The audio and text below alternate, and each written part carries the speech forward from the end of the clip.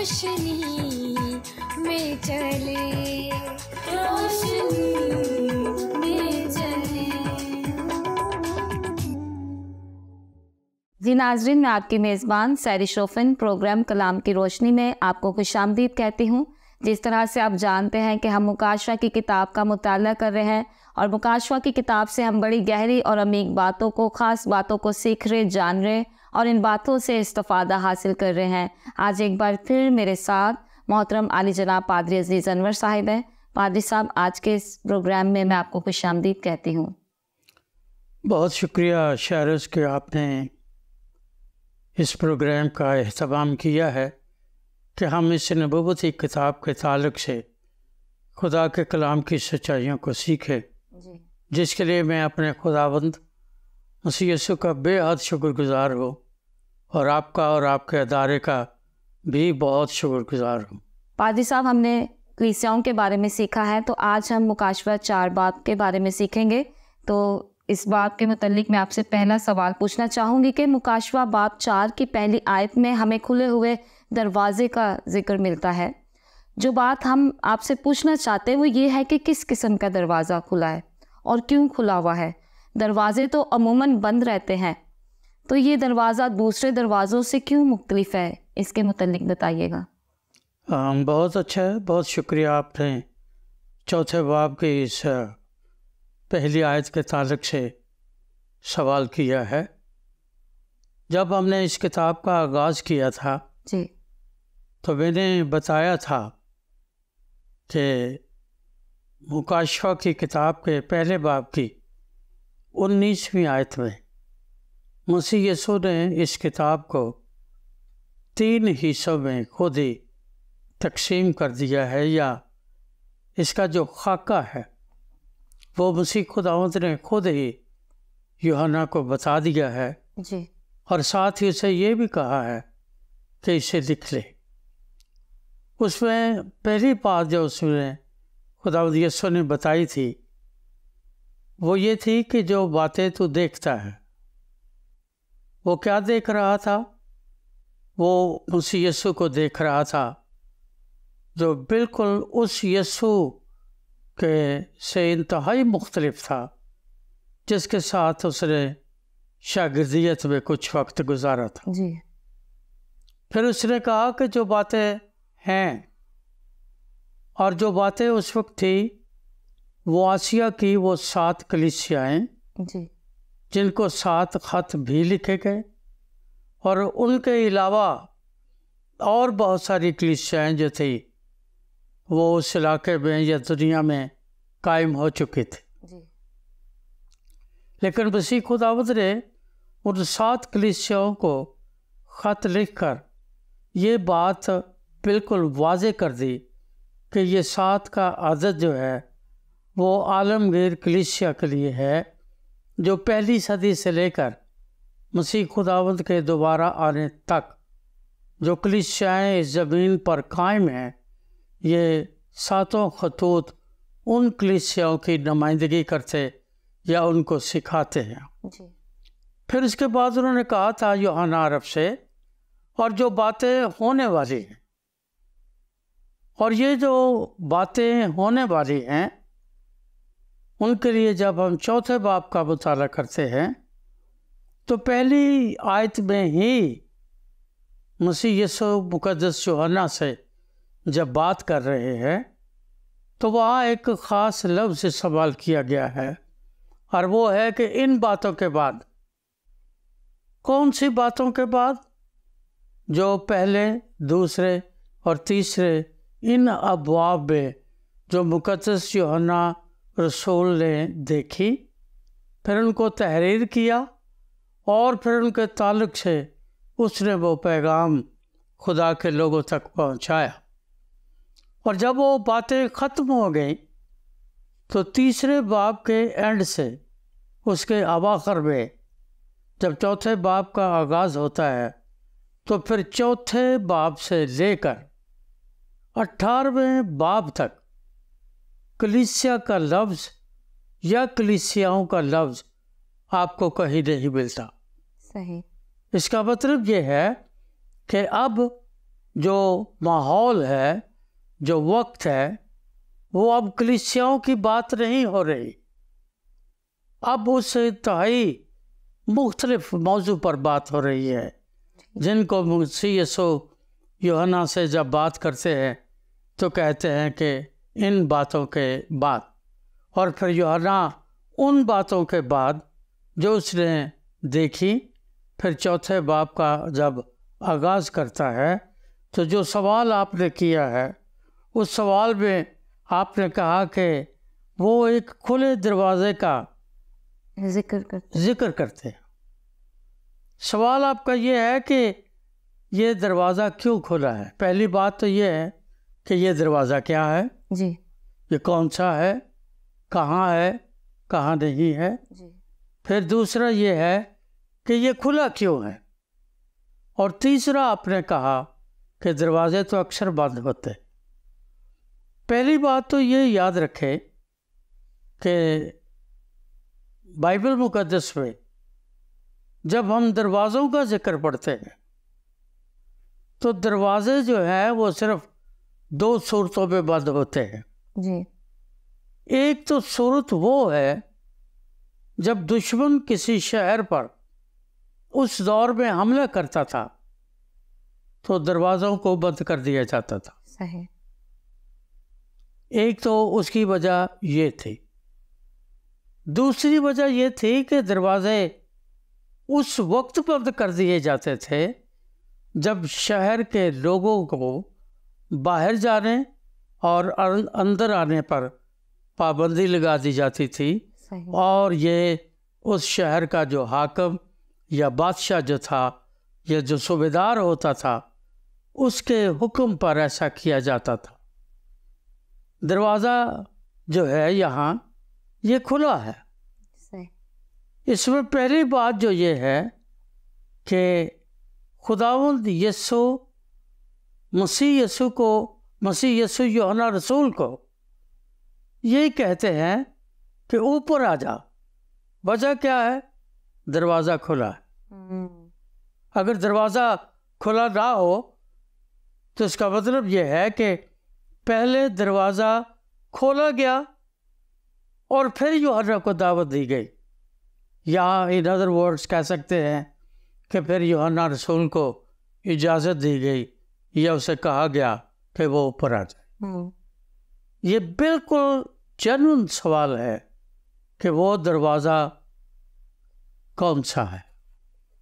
کھلا تو بعد کی بات ہے، جی، وہ دروازہ کون سا ہے؟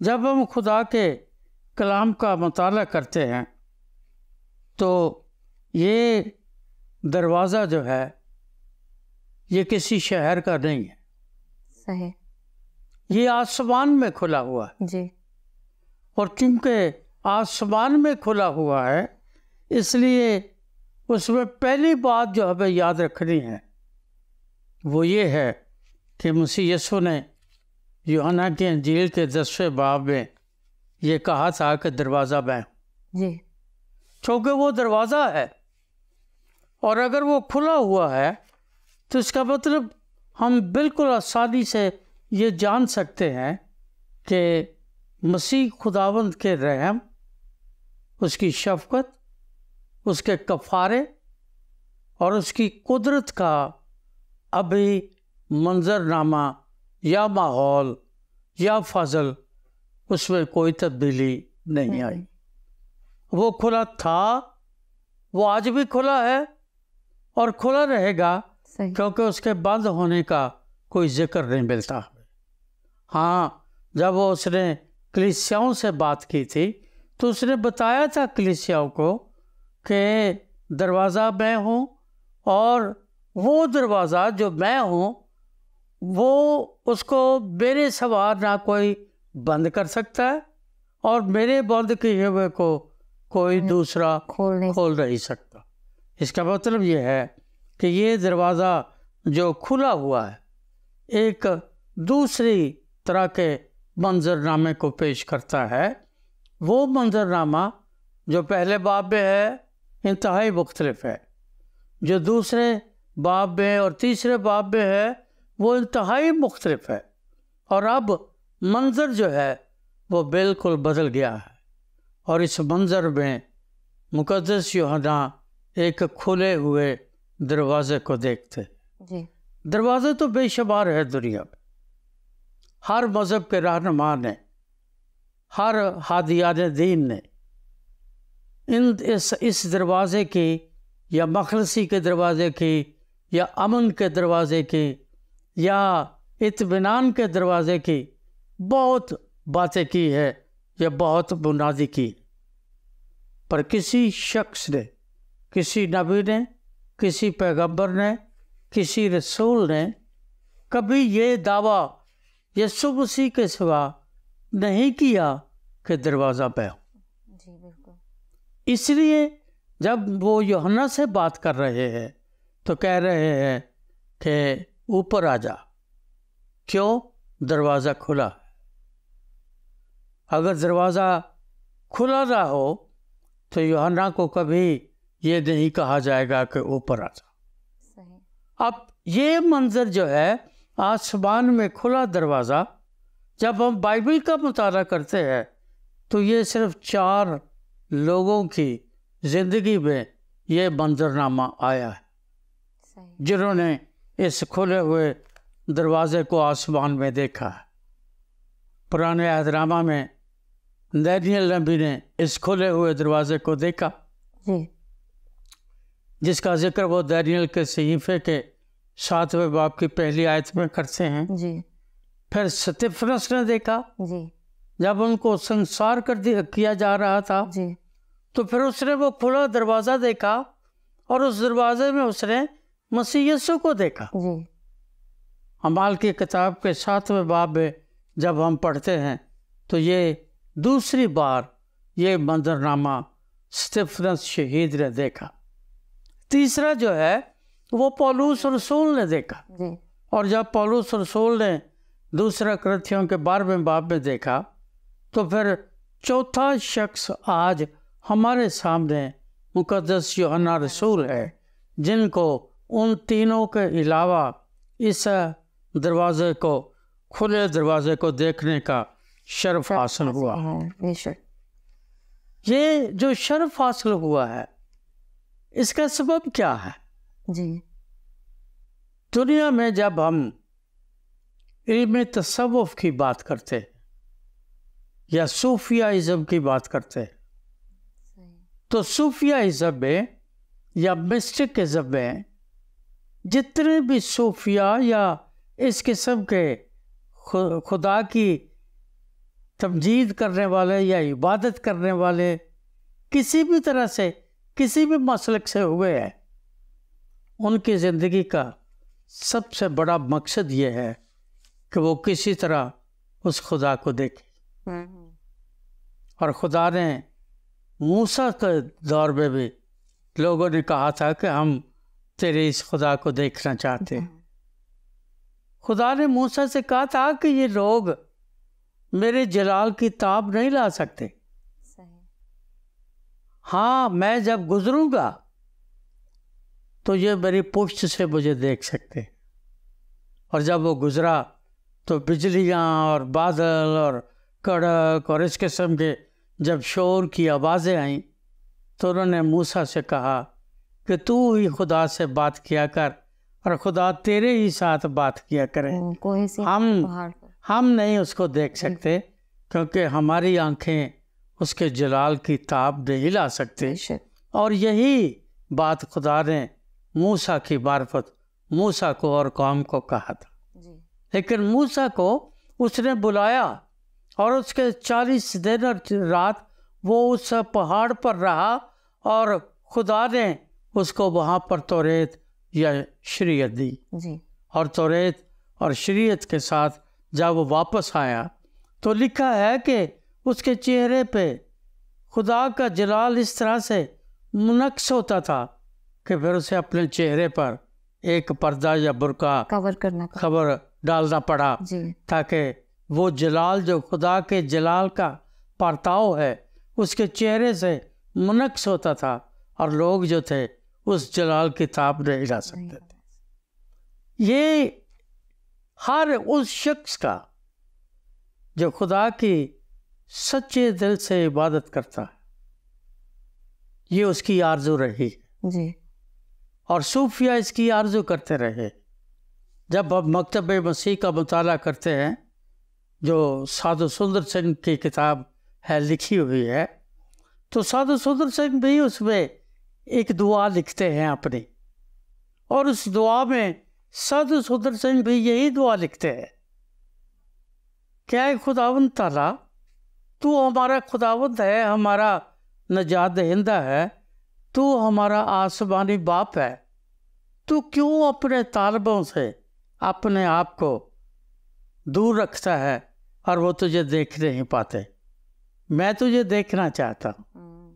اور اس کتاب میں انہوں نے یہ نہیں بتایا کہ خداوند یسوع یا آسمانی خدا یا خدا کی کوئی صورت ان کو نظر آئی ہو۔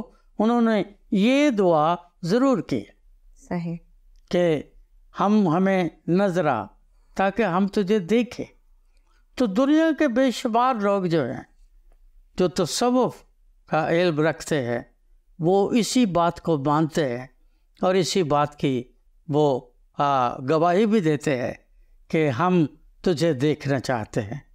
لیکن جب یوحنا کو کہا گیا، اس کا ایک خاص مقصد ہے۔ سفرس نے یسوع کو مختلف صورتحال میں دیکھا، پولوس نے مسیح یسوع کو مختلف صورتحال میں دیکھا، مقدس یوحنا ایک انتہائی مختلف صورتحال میں دیکھ رہا ہے۔ اور جب وہ دیکھ رہا ہے تو پھر مسیح یسوع نے اسے کہا یہاں اوپر آ جا۔ اس کی وجہ بتائی۔ وجہ کیا ہے؟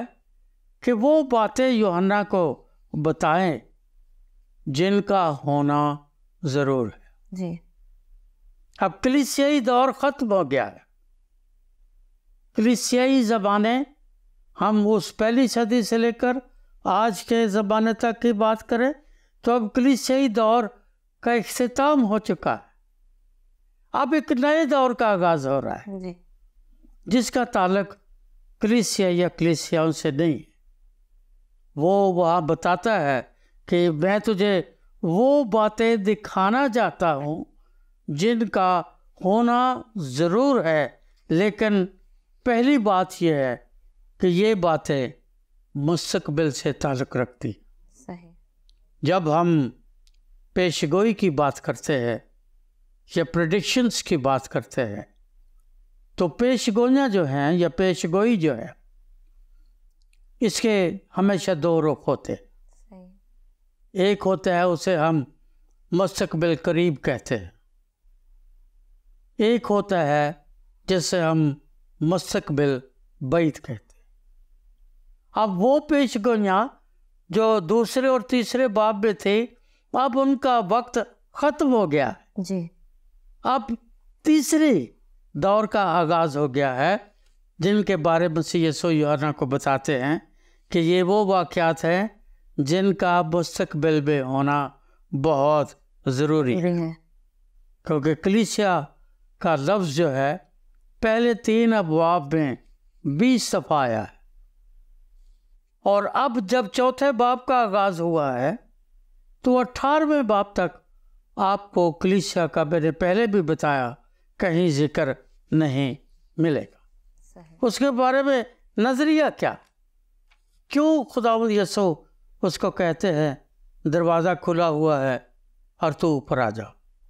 میں نے پہلے بتایا، انجیل میں لکھا بھی ہے کہ دروازہ یسوع ہے اور یسوع اسے نظر آ رہا ہے، یسوع اسے بلا رہا ہے، اور جب بلا رہا ہے تو اس کو وہ منظرنامہ بتاتا ہے جو کہ اس نے پہلے نہیں دیکھا۔ جی اور وہ منظرنامہ یہ ہے، اس میں پہلی بات جو اس میں مجھے نظر آتی ہے وہ یہ ہے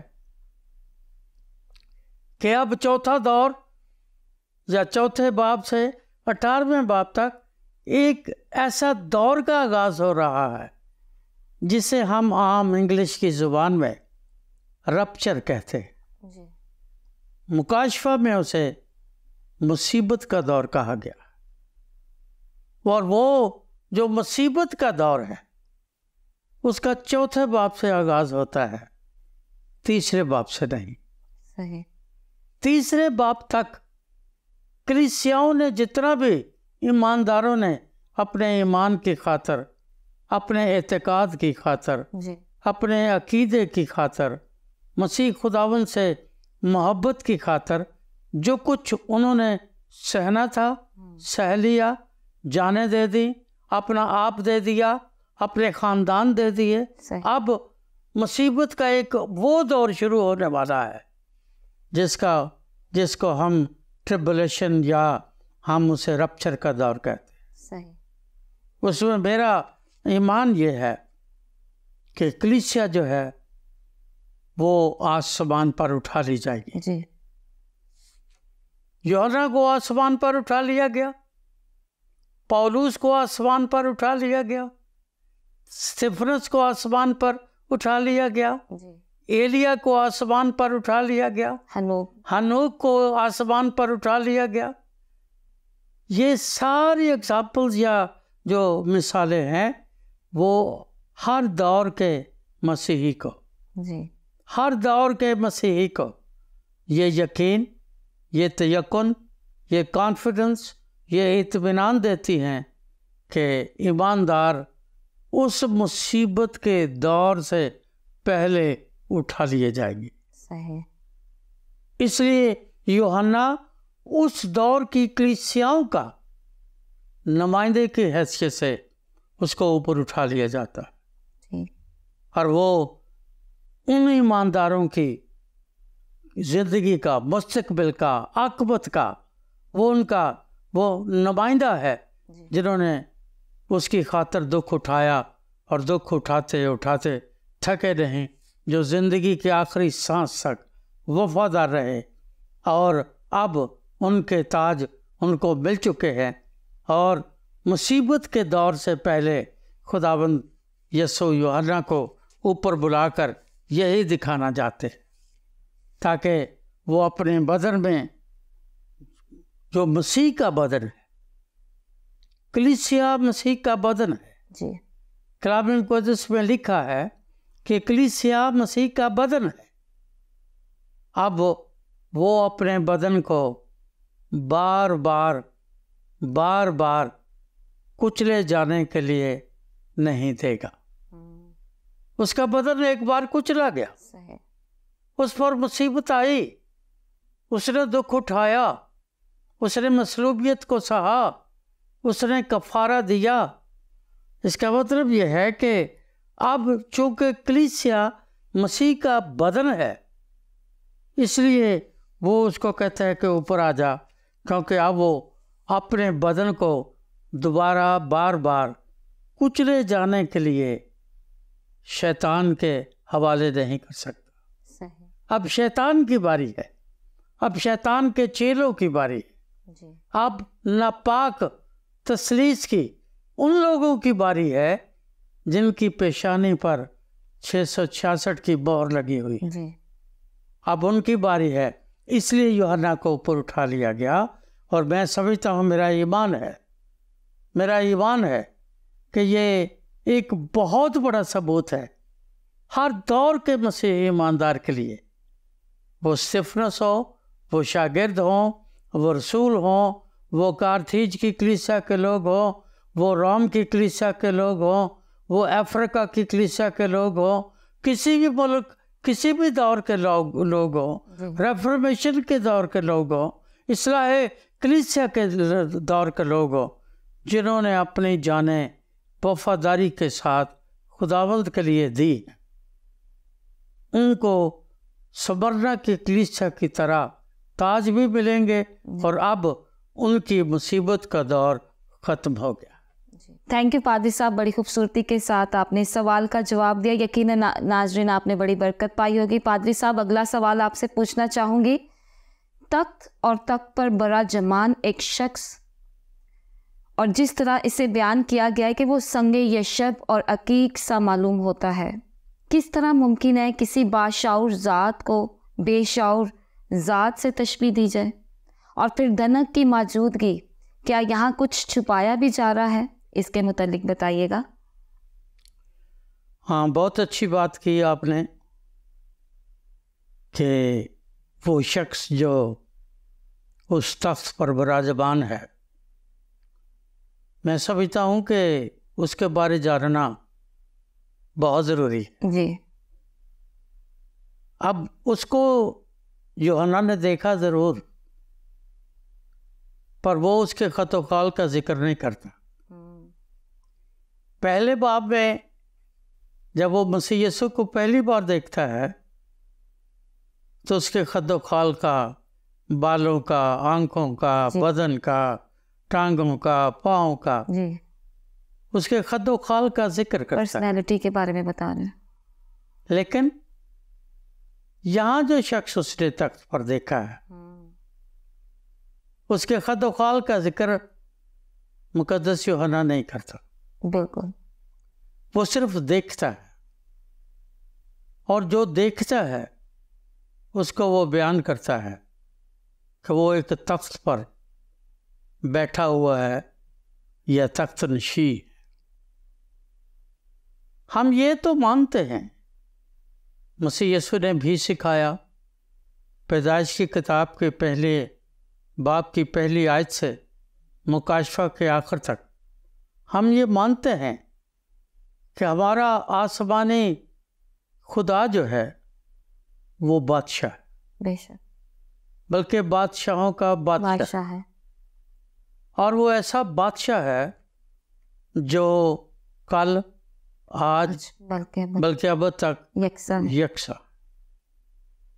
چونکہ وہ تخت پر بیٹھا ہوا ہے، اس لیے اس کا تخت پر ہونا ایک تو یہ ثابت کرتا ہے کہ وہ ایک مطلق العنان بادشاہ ہے جو وقت کی قیود سے بالاتر ہے، بے شک جو ایسا بادشاہ ہے جو تخت پر موجود ہے، لیکن دنیا، جہان اور ہر جہان کا نظام اس کے اختیار میں ہے، کیونکہ اس کی شکل و صورت کے بارے یوحنا نے کوئی ذکر نہیں کیا، اس لیے یوحنا اس کو دیکھتا اور پھر اس کے بارے بات کرتا ہے، اس کی ذات اور شخصیت اور خد و خال اور شکل و صورت کی بات نہیں کرتا۔